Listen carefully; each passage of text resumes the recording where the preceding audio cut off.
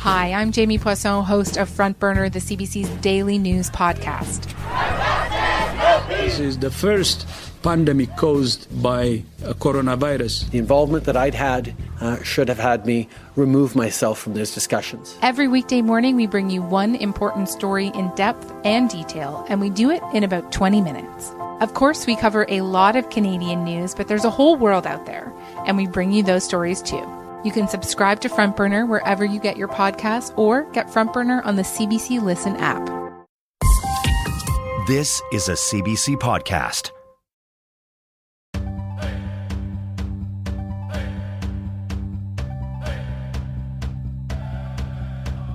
Danse, Anine, Boujou. Hello and welcome. This is Unreserved on CBC Radio 1. I'm Rosanna Deerchild. Today on Radio Indigenous. I may as well have been taken away to residential school in a sense because all of my work is not going back to the community. It's not helping my family. It's not represented. They don't really know what I do. So I start really questioning everything and what I was doing. Dave Thomas had a busy career as an architect. Then a park project with his daughter changed how he saw design. Plus, divide and multiply. Think you know all about math? So did Bryan Bellefeuille. The mathematics I've been learning about from elders, from knowledge keepers, from youth out on the land, and from animals themselves out on the land is vastly different from that which I learnt between brick walls. How this teacher was schooled in Indigenous mathematics, and why he says math should be taught on the land, not in the classroom. And it is really hard to learn Wolastoqey unless you have a teacher, like a designated teacher. So if you didn't learn it in elementary school, if you didn't learn it in, high school either, there's no real language learning resources. With only 50 Wolastoqey speakers left, Diego Bear knew he must take action. So he found language speaker Imelda Perley.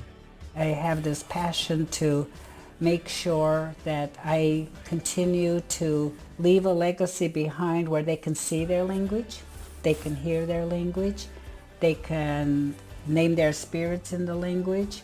I want them to know that language is their medicine. Together, they created an app aiming to revitalize the language for future generations. Today, how Indigenous people are reintegrating traditional knowledge into STEM, science, technology, engineering, and math. School is in.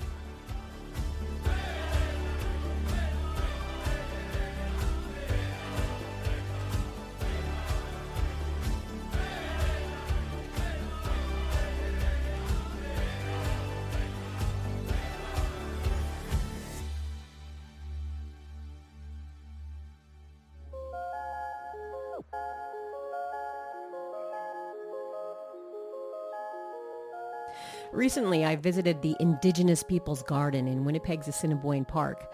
It's one of 6 new gardens being developed there as part of a larger renewal project.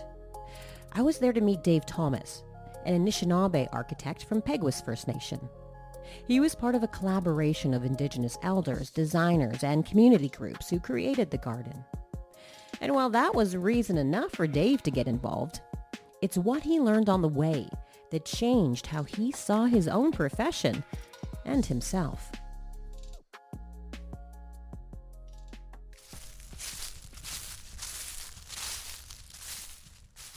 So this area of the site here is the Indigenous garden.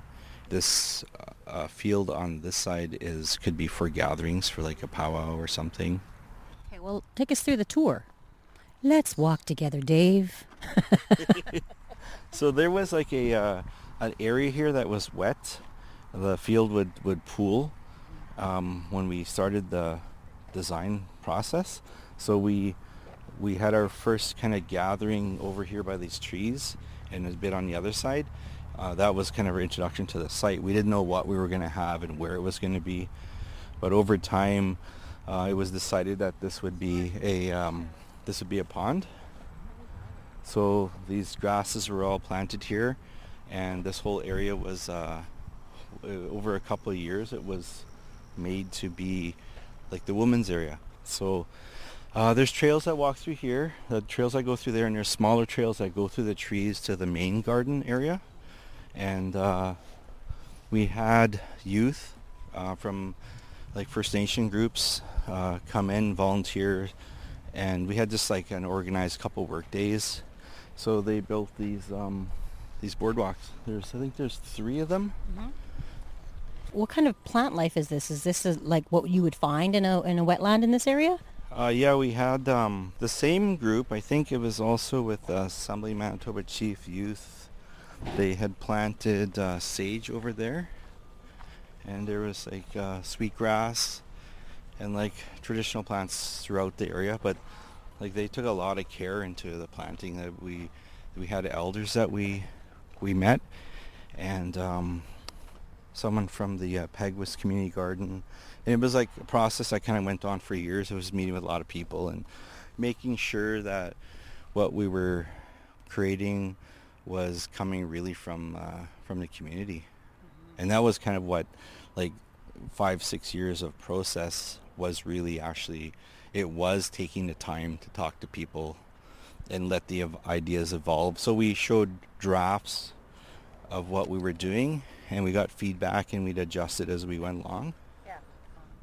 So now we've come upon down this windy trail to a part of the park that says water, and we've come upon these really amazing structures. Can you just describe these for me?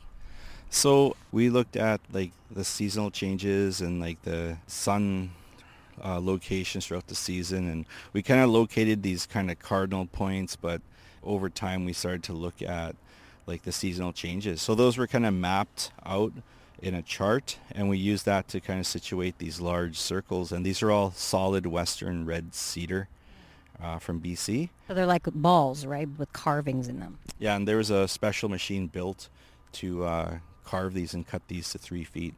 The other ones are at 20 feet. So they built a special machine and a bit and everything to get these built. And so the thing with this, working as a male, and then it's this area over time evolved to be like a woman's area. So I had my daughter Cheyenne Thomas and Mimi Griffith, who is also a designer, like a First Nation designer. So we had this kind of like academic plan of how this went, but the day that we were setting these down, my daughter was on the site. So she called me and she said, okay, so I follow the chart. And I said, yeah, but like just do what you do. This is a woman's project. The first thing she did is she took this one, which is a Thunderbird, and she relocated it so it's the first piece that you see to represent power.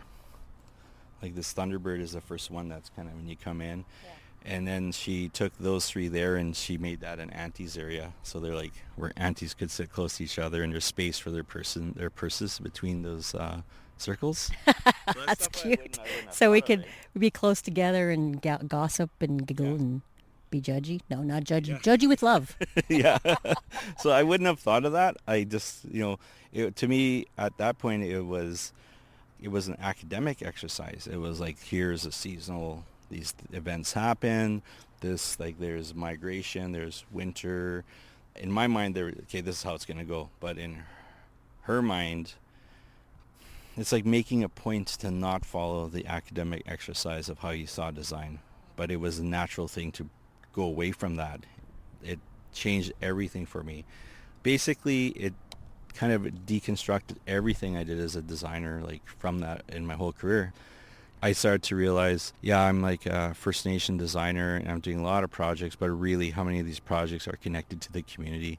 How many of these projects are really affecting or doing anything good for my community? And I saw there was a huge disconnect. And it made me rethink everything that I did up to this point. Like, how valuable is it? Who is it used for? Who does it really represent? How is it being used? And I started to see that it's deeply involved in like capitalism and, colonial ideas. And I was so happy that happened, because it allowed me to step back and really look at my future and see what am I going to do in my limited time I have in my life now. What am I going to do? Like, I may as well have been taken away to residential school in a sense, because all of my work is not going back to the community. It's not helping my family, like my extended family. it's not represented. They don't really know what I do.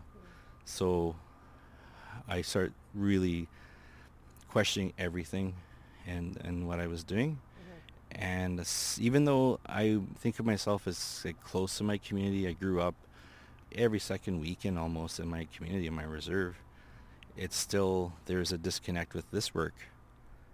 And there's a difference between professional work that we have that is like, in urban centers, but there's cultural work too, which is like the real work. And do we even get to a point in our lifetime where we're actually doing that work that we're meant to do? So that's what this project led me into. That's heavy, dude. Let's carry on. Do the garden, shall we?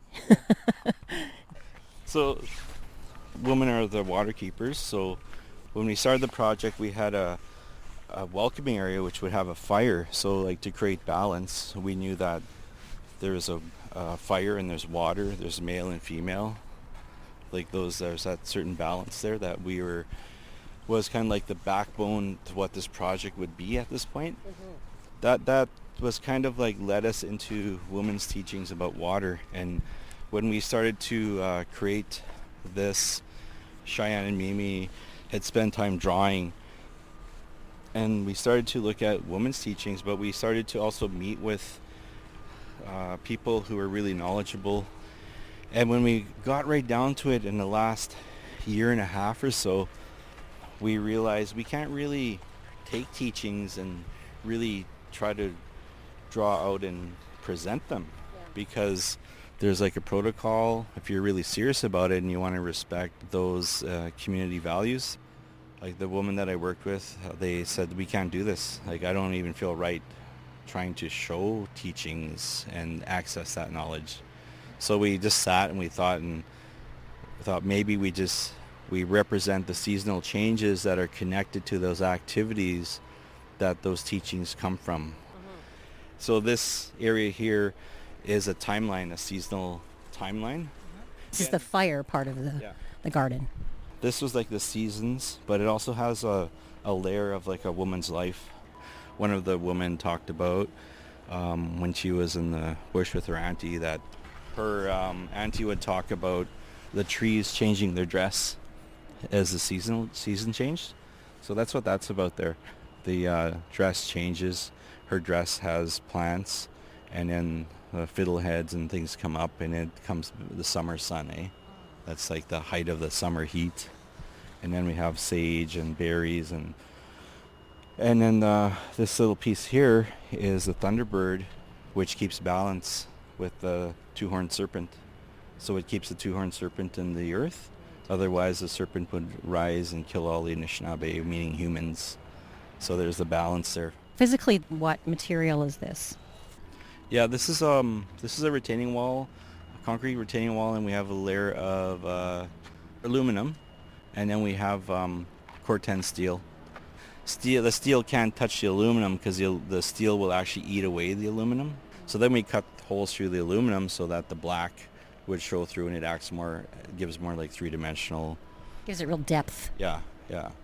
And then you got the fire pit in the middle. Yeah, the fire pit, we're actually still looking at a cover that would cover that over. I had a thunderbird there, and I talked to a person who said, you should change that and you should make that a turtle, because a turtle connects to the land. So that's one of the things that, like, right from the community, someone brings these ideas up. Like, oh, okay, that's right. Yeah, that's totally right. So I totally changed that design, which I just loved. And that's the thing, like, it's really important to not just have a stereotypical imagery in a design, but something that's totally the opposite, something that people don't expect, because that helps break those stereotypes, helps people open their mind to who we are. Like, the technical skill and ability was like something that my mom cultivated in my life since I was a kid, and she was in residential school for 5 years. So when I look at the work that I've done, I remember that the times that she would make me a little cup of tea and put me down at my little work table, and she'd just say, okay, are you done? You want somewhere? And she'd just make me sit there for hours, and I was drawing and using clay and making things. After she passed away, I saw a counselor because it was really hard for me, and I started thinking, Like, I have to find who I am now. My mom's gone. I have to find who I am. My kids need that. I need that for myself. And the counselor said, think back and think about it. When you were small, your mom put things in front of you and you chose those things. In her wisdom, she knew what she was doing. So really, you already are who. She already ensured that. And it kind of just something clicked, and I didn't go back to the counseling. Right. I'm good. I'm healed. So I look back at that, and I think that wisdom of her trying to ensure that I would meet my potential and what she saw for me as a kid, everything I've done goes right back to that strength that she put in there. Yeah, that's why this project exists, is the kind of combination of things in my mind that women put in action, and these things came together. Thanks, Dave. It's hot out. Let's go get some ice cream now.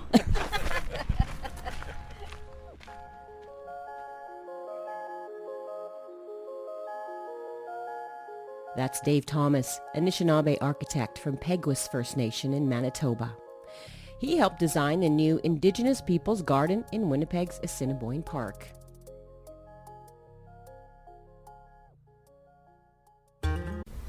I'm Jeremy Ratt. I'm half Indigenous and half white. Pieces is an all-new CBC British Columbia original podcast. This is a story of being stuck between two worlds, and not really fitting in with either of them. So because I don't have darker skin or long brown hair, that therefore I was not Indigenous. You don't have to be a residential school survivor yourself to be traumatized by residential school. Pieces. Listen to it now, wherever you get your podcasts.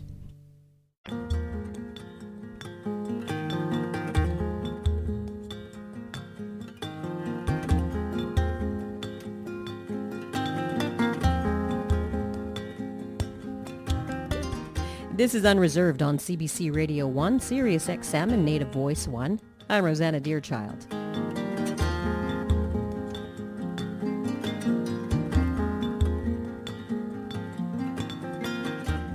A new language app is playing an important part in the revitalization of Wolastoqey.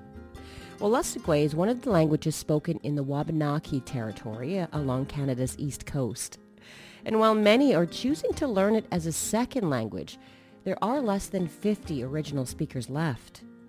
That's why the Mi'kmaq Wolastoqey Center at University of New Brunswick launched the Wolastoqey language app, developed by master student Diego Bear. All the Wolastoqey words and phrases you hear on the app were narrated by Imelda Perley. That's her English name. These days she goes more by her traditional name, which she says holds incredible power and responsibility. My traditional name is Wolastoqey, which means Moon of the Whirling Wind. My English name is Imelda Mary Perley. The day schools in our communities wouldn't let us use our traditional names, and so it's one of the day school sad memories, I guess, but lucky for me, I was able to revive my name, and then now that's what I use. Actually, the children call me Wolastoqey and stuff in the school because I'm actually doing naming ceremonies as part of my effort to get them proud of their language and giving them traditional naming as well. So that's one of my responsibilities as elder in residence, is to give them spirit names. And it's so cute because I'll come and say, when am I getting my spirit name? When am I get? There's a passion for their language.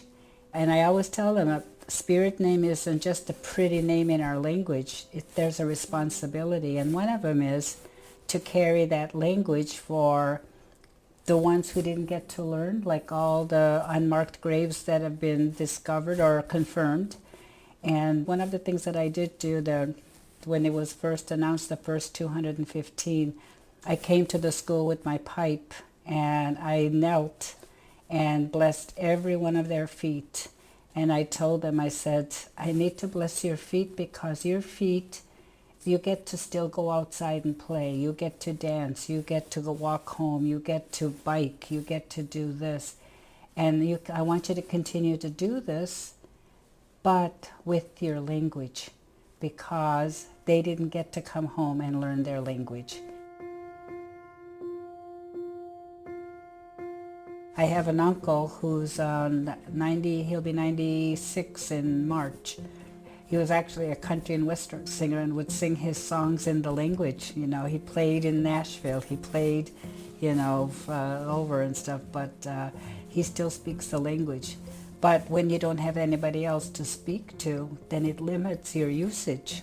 And that's why the app was a perfect response to, okay, you don't have a speaker in your house, let's plug you in, and you have an elder on your telephone, you have an elder on your computer now, because this app that Diego designed for us, it was him taking my course last year that I got so excited and blown away of what young people are learning about technology. So I started asking him questions and saying, is it possible to do an app for changing writing systems? Well, I'll think about it. And a couple classes later, he demonstrates. I'm going, oh my gosh. Hello, my name is Diego Bear. I am a master's student at the University of New Brunswick studying natural language processing, which is a subdomain of computer science. I am the developer of the Wolastoqey language app, Wolastoqey Lewewagan. The main language content of the application is audio narrations created by Imelda. These audio narrations are supplemented by both the English and Wolastoqey text translations for the audio being said.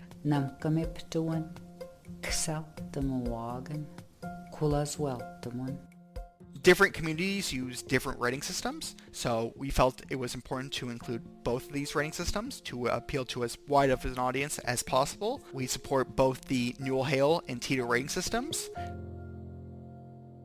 Along with the primary language content of the application, there is a quiz component. And I said, I want them to test themselves. Could you design a quiz for me? This was one of the biggest innovations from the previous app, as it introduces a lot of interactivity.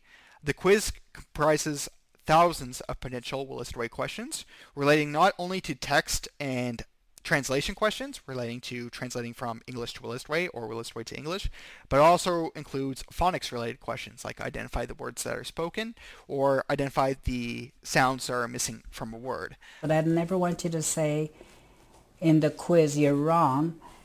I want you to reward them in the quiz so that they'll be encouraged rather than discouraged. And so in the quiz you won't see anyone, no, that wasn't right. It's like, here's the right answer in case you didn't get it, So that's what needs to be done, is more encouragement than discouragement. Intergenerational transmission of the language is relatively low. Although it is being taught in schools to a degree, often new language learners aren't learning the language proficiently. In some schools they offer Wolastoqey or French, but not both, so you have to choose between one. And oftentimes the choice is for French. For employment reasons, since New Brunswick is a bilingual province, some people will choose to pursue French instead. But the goal of this application was to help improve, intergenerational transmission and also allow people to learn who don't necessarily have the resources to learn Wolastoqey from scratch. It is really hard to learn Wolastoqey unless you have a teacher, like a designated teacher. So if you didn't learn it in elementary school, if you didn't learn it in, high school either, prior to this app, there's no necessarily Duolingo or Wolastoqey. I'll tell you a story about my granddaughter. Well, she's now 11. She just turned 11 last month. When she was born, I spoke only the language to her, hoping she was going to be my first speaker grandchild. And everything was going good. She was starting to respond to me as if she understood as a baby. But as soon as she went to school, she brought a book home and she's sitting on my lap and I'm looking at the book and I'm reading it in the language. And she looks at me and, you don't know how to read? My teacher doesn't read it like that, because the teacher was reading it in English. And so she thought I didn't know how to read because I wasn't reading the English words. And so right then and there, my heart started to break. That's why I have this passion to make sure that I continue to leave a legacy behind where they can see their language, they can hear their language, they can name their spirits in the language. I want them to know that language is their medicine for wellness, their medicine for identity. Niguas bamipin I have this program with Health Canada. It's called Chiwechkawabazit. In my language, it means for 7 generations or from the womb to beyond. So I'm the lucky one that gets to talk to the babies and sing to the babies when they're still in the womb. And what's really neat is they recognize my voice, after they're born. And then I do the placental barriers, the naming ceremonies, and all of that. So I try to maintain that connection with all of these babies. And matter of fact, the school, it was opened maybe almost 40 years ago. I was the first language teacher in this school that I've returned to as elder in residence. Some of the teachers I gave spirit names to in their elementary school. So there's a want, and it just needs to be fed. Flowing and growing, Wolastoqey is flowing down to the sea. Mother, carry me, a child I will always be. Mother, carry me, a child I will always be. When a language is lost, a unique way of experiencing the world is lost. Language is not just a method of communication, but it encapsulates a lot of information about our culture and is a way we express ourselves. There are definitely challenges of processing Wolastoqey text. I know in natural language processing, which is my field of study, there is a lot of bias towards English. In fact, the field can almost be renamed to English natural language processing based on the amount of work that's been done in regards to English compared to basically every other language. This being the case, it can be definitely hard to implement a lot of language technologies for endangered indigenous languages. Luckily for us, we didn't run into this. Our application processes our data in a way that makes sense, and we don't run into many of these challenges. For language revitalization through integration in information technology, it's going to take a combined effort from not only people developing the language technologies, but also from speakers as well, as we need not only the technology to be developed, but we also need data to develop that technology in the first place. And language has to be a resource in the same way water is considered a resource and land is considered a resource. It's medicine. In our territory here, the River St. John was renamed from the original Wolastoqey. So we have this movement right now that we want our traditional names of our territories back. We don't want St. John. It was after, St. John the Baptist. But it was called Wolastoqey first. And so how do I teach these grandchildren and children to be of their identity to say, you belong to the St. John River? I have to tell them, you belong to Wolastoqey, the beautiful and bountiful river. So St. John is the middle name. I know it's on the map as St. John. You're not going to see Wolastoqey. But, just know that you're Wolastoqey, a descendant of the people of the river. So the late elder Sagate or Gwen Bear used to sing this song in the sweat lodge.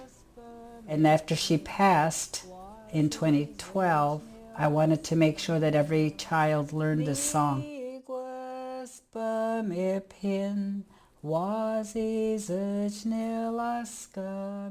We say Dangakalogil, which means how is your spirit? So it's not saying, we have a way of saying good morning and all of that, but for us it's more, I feel that that's anglicized because we never had to say good morning. because we knew we were gifted with the day already, and it's already good because we get to witness it. And so when we say Dungakalo Gil, it's literally saying, how are you? But it's your spirit, your aura. And we always respond, Mejde Beskun, meaning I am one with creation because I've already given gratitude at sunrise. I've already, before my feet hit the floor from my bed, I touch my feet and I say, thank you for the day I get to walk, so we can walk for the ones who can't walk. Wolastoqey Malagua, Zupegel Mia,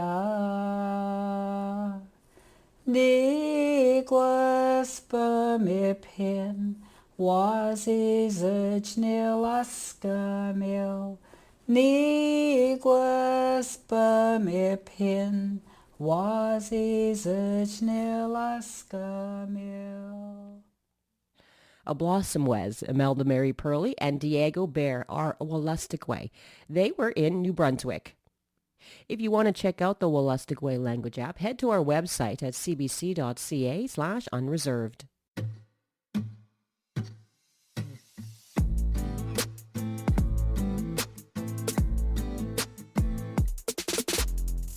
Indigenous knowledge is passed from generation to generation.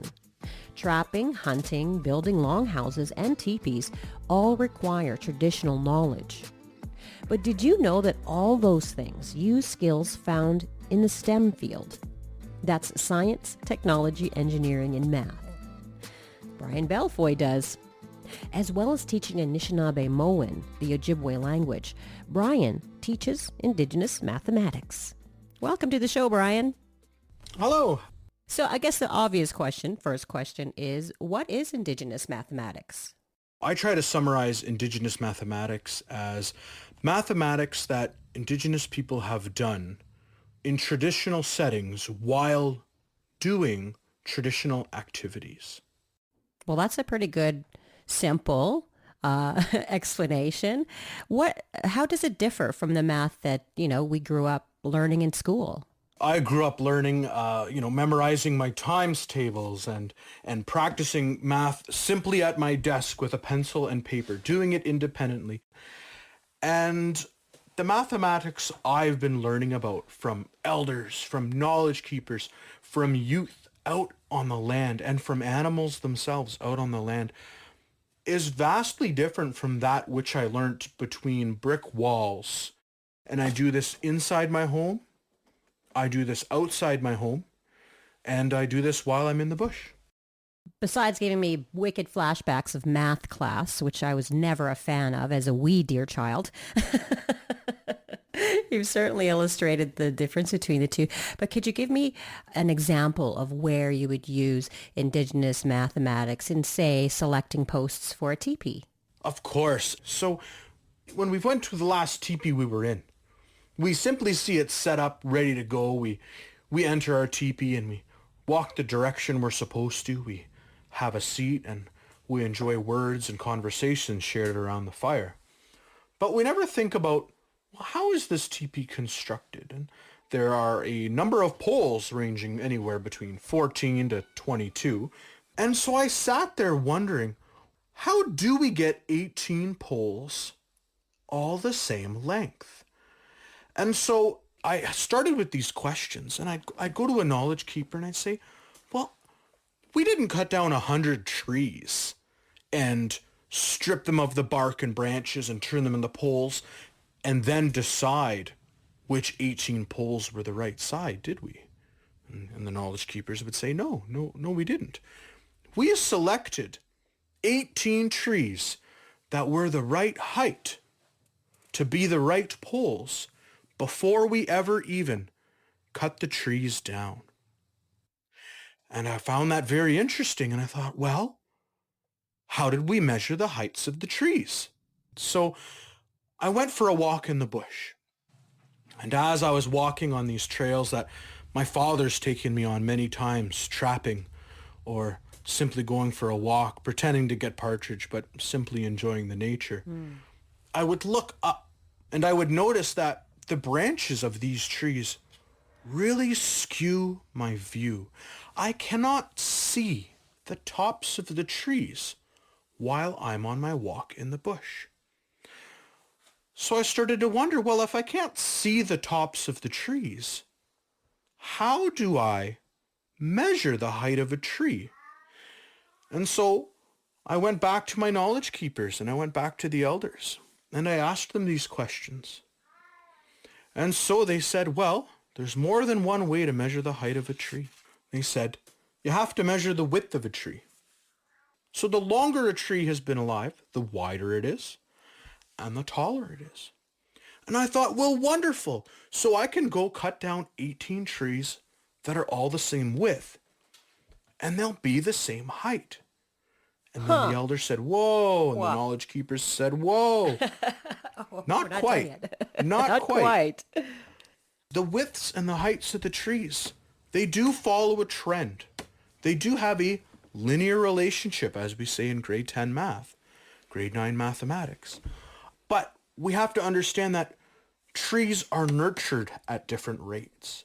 If a tree is out in a field by itself, getting lots of sun, it doesn't have to fight for sunlight. So it'll grow fat. It'll create branches early on in its life to grow wide before it ever needs to grow tall. But trees grown in the middle of a thicket, in the middle of a bush, they need to reach the sunlight. So they will grow tall and stay skinny. They're using all of their energy to grow tall before they ever grow wider and before they branch out. So that same type of tree planted in two different scenarios would not be the right measurements. They wouldn't have the same width to height ratio. So finally, I went out for a great walk and spent a great amount of time thinking, and I went back to knowledge keepers. And I said, all right, I think I understand that we need to find 18 trees that are the same type of tree and that are grown in the same area with the same soil nutrients, the same sunlight, the same access to water. And if we find 18 trees with the same widths, grown under the same conditions, they'll have the similar heights. And finally, it was at that point that I understood all of that knowledge come together. Wow, that is epic. Amazing. I love how engaging that story was and the steps. That was an amazing story. And who knew, like, that involves all, not just math, right? You got to have science. The whole STEM is involved in picking at TP poles. Who knew? So how did you discover Indigenous math? I would say my discovery was my acknowledgement of it. Indigenous math, of course, has all of it existed. It was just rather me being able to understand it and articulate it. So I had just started my undergraduate at Nipissing University. And I go to my math classes because I'm in my math undergraduate. And one of my professors, Mirat Tunkali, asked to speak with me. He said, you young individual, you're First Nations. Where are you from? And I said, well, I'm from right outside. I'm from Nipissing First Nation, which Nipissing University is named after. I said, oh, I'm right here in my territory. He said, how fantastic. Let's do a summer project where we work together to articulate First Nations mathematics, Indigenous mathematics. And I looked at him and I went, well, there is no mathematics. That's why I came to university. The Greeks did mathematics, not the Ojibwe. And my curiosity stopped there until about my third year of my undergraduate. And they invited me. They said, we're going down to the Perimeter Institute of Theoretical Physics. They're going to have a meeting and talk about AIMS, the African Institute of Mathematical Sciences. They and we are wondering if we would be able to develop something like that here. And I didn't understand what they wanted. I didn't know what they meant, but I went with them. And so here I am from little old Nipissing First Nation outside North Bay, being taken down south with an ex-principal, university professors, and a director of this Office of Aboriginal Initiatives, and I'm blown away at the beautiful building and the fantastic sites. And we went into this meeting where they talked about this Center for Mathematical Studies. They work with the Indigenous people on the land, and they work with undergraduate students in that area, and they study the traditional mathematics that they have over there. And I said, well, this is fantastic. That's great. I wish Indigenous people had mathematics over here. Mm.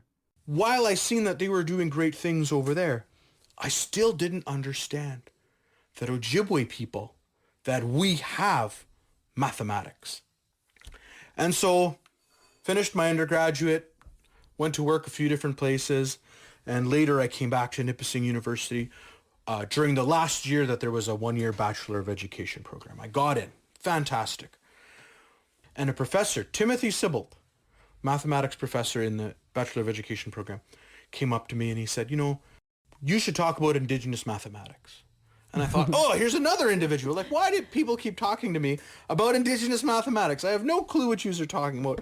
Yeah. And so finally, Tim Sibbald invited me to the Fields Institute at University of Toronto. And so I go down and I see these people present about Indigenous mathematics. And there at this presentation, they did a beautiful teaching on patterning and lines within a bead loom. Mm-hmm. And they articulated math from the curriculum with beads on a bead loom and patterning. And I thought this was fantastic, but that's not what we traditionally did that was patterning. Like, sure, we did bead, but I mean, like, that wasn't a traditional activity that I was raised with. So I was raised fishing, trapping, walking in the bush. So I didn't connect that strongly with it. Right. So I started thinking about, well, what activities do I do that could be articulated in the terms of the higher mathematics that I'm thinking of linear relations, of calculus, of geometry. And so ever since then, I've been bugging elders and knowledge keepers. Well, why do we make things this way? How do we design it that way? Well, when we build a sweat lodge, why are the posts so high? Why is this next layer here? And he invited me to just construct and deconstruct one in his backyard just on an afternoon. So me and my father went out to see Peter Bocash, and he let me ask all sorts of questions in his backyard in building a sweat lodge. And it was a beautiful experience to have that. That must have been so exciting for you when that seed finally, as you said, opened and started to grow in your mind, and then you started to see math everywhere in your culture. When did you decide that you needed to share that and teach that to students? Immediately. Mm. I immediately knew I needed to share it. During my Bachelor of Education, Timothy Sibbald asked me to share at an undergraduate research conference, just a poster in a hallway, to see these university professors, these undergraduate students and Bachelor of Education students walk up to me and go, wow, you're really articulating that Indigenous people understand vertical and horizontal frame structures in a built structure. You actually thought about this. Yeah, we absolutely did. And I've seen the light in these adults' faces that they kind of understand. No, they're Indigenous peoples weren't just hunters and gatherers walking around the bush foraging for their next meal. We were thoughtful. We were engineers. These are calculated experiences that we performed in our life. And so I thought, well, if these adults like it, what would it be like if we grew up knowing this knowledge?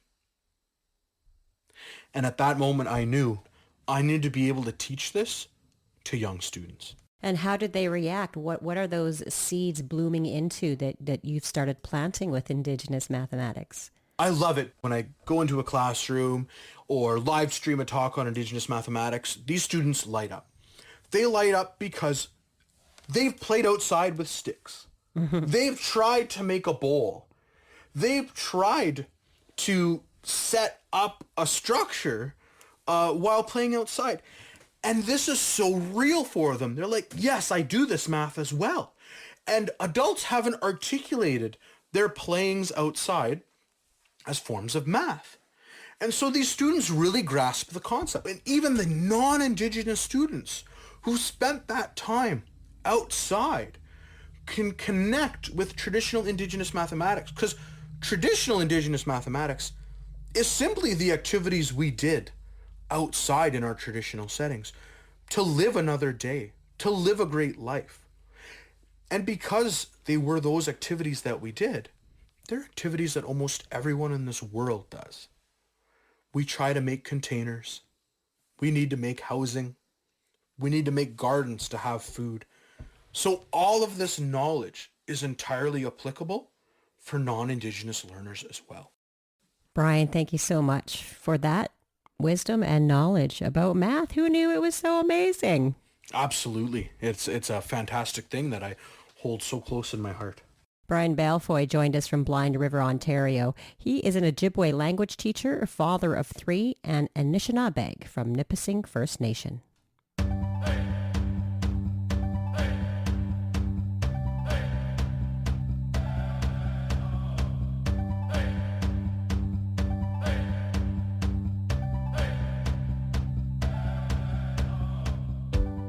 That's all for this week on Unreserved. Listen to past episodes on our website, cbc.ca/unreserved, or the CBC Listen app, or wherever you get your favorite pods.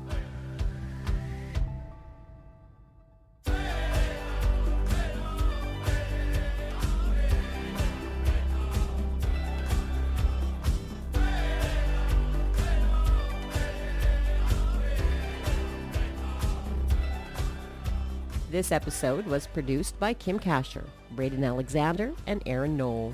I'm your favorite cousin, Rosetta Deerchild, coming at you from Winnipeg in Treaty 1 territory. Thanks for listening. Gidasana Mitnawi, Egosay.